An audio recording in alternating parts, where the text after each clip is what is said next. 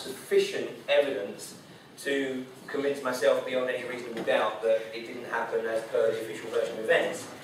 Now there are so many people around the world who are realising, that things aren't normally as presented, and more people understand the template.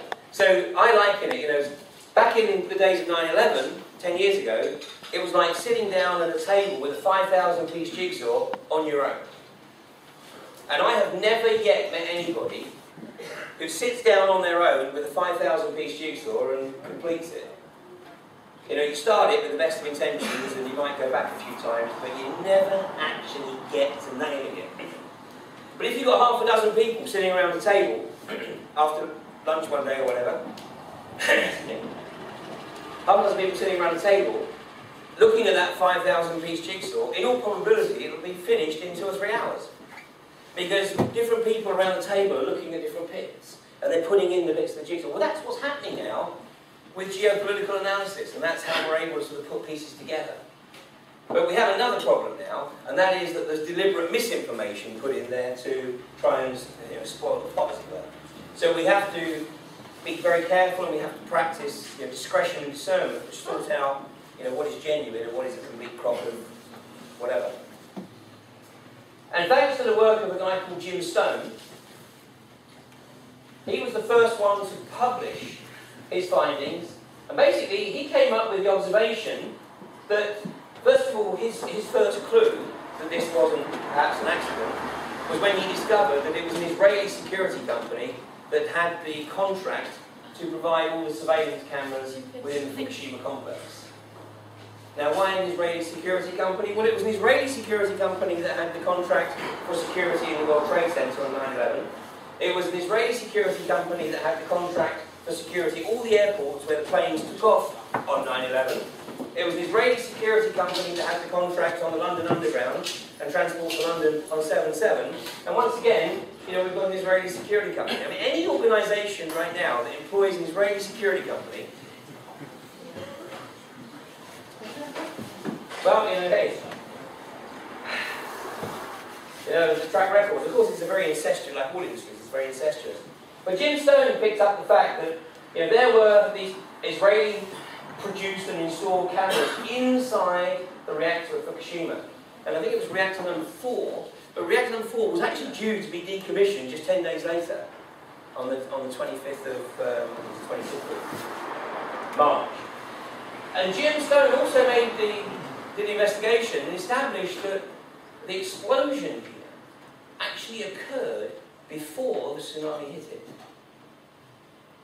I mean, allegedly the meltdown and the subsequent explosion was due to the tsunami hit, not the earthquake. But the actual explosion occurred slightly before.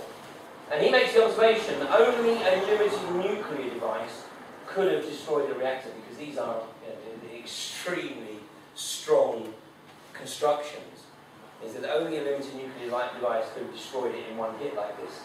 This is the actual photograph in the middle there. That's the photograph of the explosion. That's the photograph of Fukushima exploding that was taken from one of the Israeli perimeter cameras. And he makes the observation, he's putting forward the hypothesis, this is one of the perimeter cameras that you see in the picture there.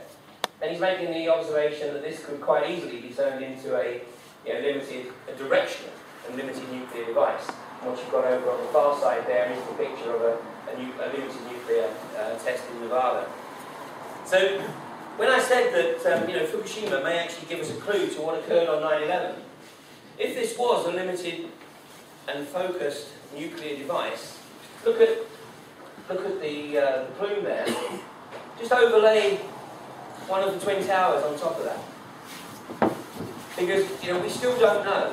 We have no idea what turned the towers into dust. Building 7, the third tower to collapse, was a classic controlled demolition. There's absolutely no doubt about that. Right? By the way, have any of you heard of a guy called Danny Shvenko? Danny Shvenko was probably one of the most unlikely 9/11 truthers.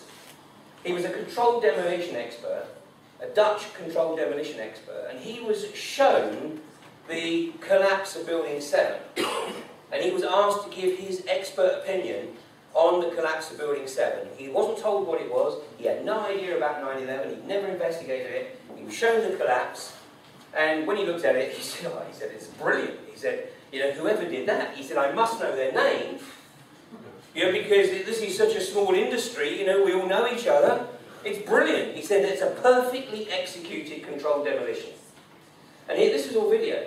You'll find this on YouTube. Just Google Danny Jurenko. Anyway, he was then told that it was Building 7 that collapsed on 9/11. And on the video, you can see the shock on his face. He said, well, no, what, really? No, it can't be. He said, yeah. He said, well, you know, it's a controlled demolition. It's brilliant. Perfectly executed. Well, it was a brilliant controlled demolition because the textbook on controlled demolition says that the perfect controlled demolition brings a building down in its footprint, and the pile of rubble is exactly 12.5% the height of the original building, like 1/8 the height of the original building. And Building 7 was exactly that. The pile of rubble was 1/8 the size of the original building. Even though the building was still a working structure, normally a controlled demolition, of course, they're absolutely stripped out of everything. Buildings 1 and 2, which were more than twice the height of Building 7, because they were 110 floors, Buildings 1 and 2, which should have collapsed if it was controlled demolition within its own footprint, but they didn't. There's nothing left. There was nothing left at all. They absolutely disintegrated. So, you know, we have no idea, there's a lot of hypotheses, but we really have no idea what the technology was that absolutely vaporized those buildings and, of course, everything and everyone in them. Well, you know, there has been the hypothesis put forward by a Finnish nuclear physicist for some years that there was a limited nuclear device in the basement of the towers which destroyed the buildings from the inside. So that when the buildings collapsed, it was literally just the outside. And we know that a lot of the ironwork was, again, a controlled demolition because the ironwork has the shaped charges so that the ironwork, they will cut at 45 degrees, so the ironwork literally just sort of falls down. So anyway, Jim Stone picks that up, and he says, you know, this is a contrived event. So, obviously he's pointing the finger here, but we've got to look at why. Why was it a contrived event? Why do we think it was a contrived event? Do you remember what happened a couple of days after Fukushima? Angela Merkel announces that Germany is going to shut down all of its pre-1980 nuclear reactors. So, you know, what was Angela Merkel concerned about? Was Germany going to get hit by a tsunami and have its nuclear reactors potentially wiped out with a tsunami? No. Angela Merkel and the German government were announcing to those of us who follow this material, they were announcing to us that they had cracked immediately what had gone on in Fukushima. And the reason that they announced that they were closing down immediately all pre-1980 nuclear reactors is because the German security services thought that they were going to suffer a similar attack. And I'll explain that in just a second. Then a few days later still, then Germany announced that they were actually going to shut down their entire nuclear industry. So 2 days after the Fukushima disaster, they announced they're going to shut down their pre-1980 nuclear reactors, and now, a few weeks later, they say they're going to shut down all nuclear reactors. Well, back in 2001, this guy, Andreas von Bülow, was the German Minister for Intelligence, I think was his title back then.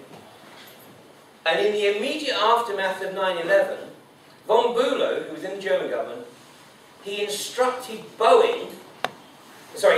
Lufthansa to ground their entire Boeing fleet. Not just ground the entire Boeing fleet, but strip out all of the Boeing installed hardware and software.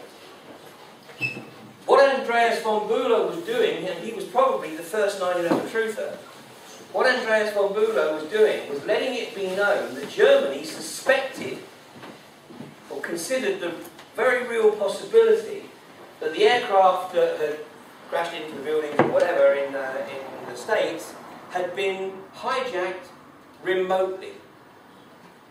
And what gave him that suspicion was that one of the guys who was one of the signatures to the PNAC document, Project for New American Secretary, Dov Zakheim was the controller of the Pentagon. It was Dov Zakheim who announced that the Pentagon couldn't account for $2.3 trillion on the day before 9/11.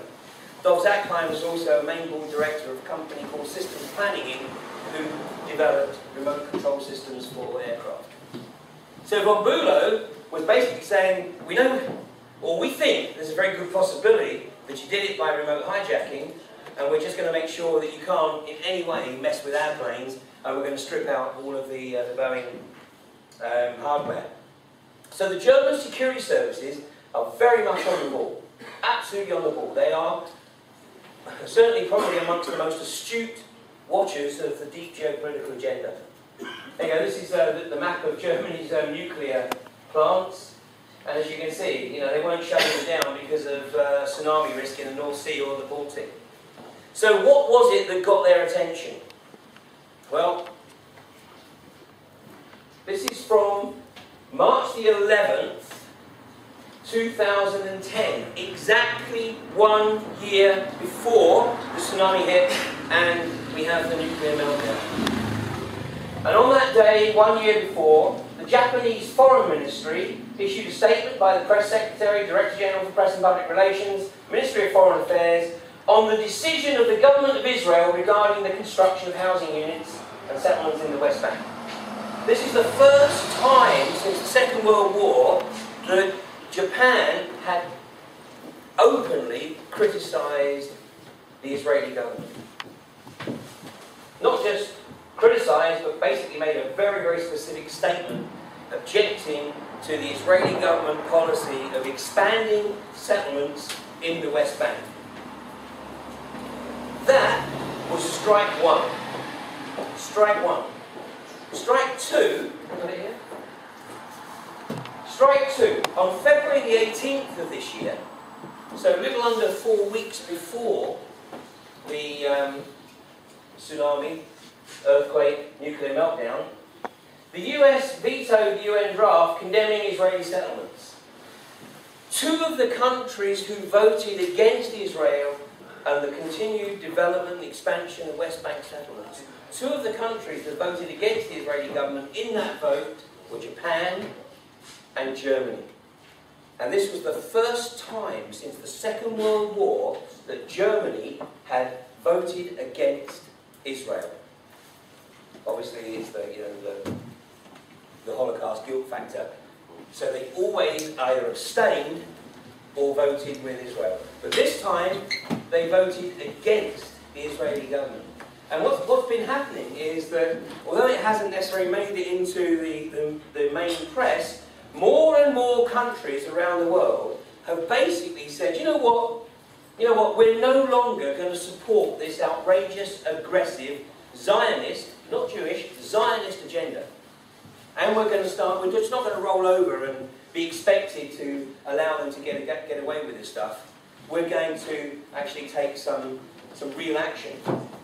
So here was Germany and Japan on February the 18th. Then, so this was strike two for Japan, strike two. And then strike three, a few days after this, because Japan's getting a bit cocky now, you know, because they put the announcement out on March the 11th, 2010. They've gone this way on the vote, February the 18th. And then, a few days later, Japan offers to enrich uranium for Iran. Strike three. Strike three. And then on March the 11th, exactly 1 year after the first announcement, bang. So what took out, I'm not going to get into the detail of the tsunami, that's a whole different ballgame, but what took out the nuclear reactor? What did Germany suspect took out the nuclear reactor? Germany suspected the Stuxnet virus. A Stuxnet virus is a virus that was developed by Mossad/CIA to specifically target pre-1980 Siemens nuclear control devices. Why had they developed Stuxnet